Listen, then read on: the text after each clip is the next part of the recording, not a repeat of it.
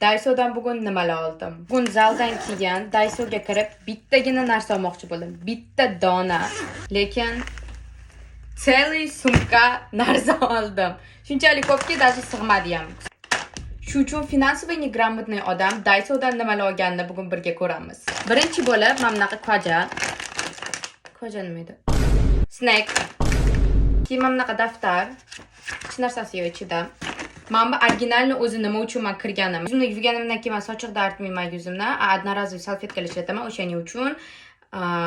Qolmaganda shuni oluvdim. Daiso'da to'ppoki chiqibdi mana bunaqa.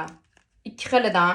Oldin bittasi cheese to'ppoki mana bunaqa, bittasi oddiy, originalni to'ppoki. Mana shunaqa ikkita chiqqan ekan. Oldim bir xil paytlar yeyish uchun. Chunki kaloriyasi ham prinsipi yomon emas. 300-320 kaloriya. Yomon emas to'ppoki uchun. To'ppokini bilasizlar qanaqa ko'pligini. Bu nimaligini men bilmayman. To'g'risi bilmayman, lekin men bitta calorie balance deb yozilgan, plus men bitta qayerdadir proteinmi deb yozilganda o'shaning uchun oldim. Keyin bu ko'zga mana bunaqa, men kuni bilan telefonga qaraysiz, kompyuterga qarab, mana shu kitobga qarab o'qigandan keyin ko'z og'rib qoladi. O'shaning uchun mana shunaqa oldim. Kombucha bu 0 kaloriyali ichimlik.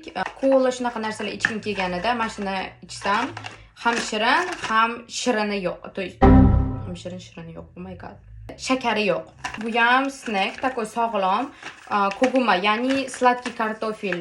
Bunaqa zakolochka oldim. Juda ham chiroyli emasmi? Qaranglar. Mana bunaqa blush oldim. Bu labga, blush qilib mana bu yerga ishlatsa bo'ladi. Daiso'da juda ham mashhur bo'lgani uchun o'z blushlarim bor edi-yu, bitta olib ko'rdim. Bunaqa bo'ladi. Mana bunaqa proteinovый baton oldim.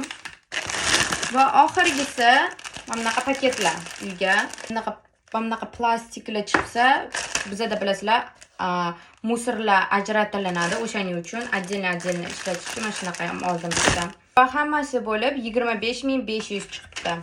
Shu bilan tamom. Ko'rganingiz uchun rahmat. Bye.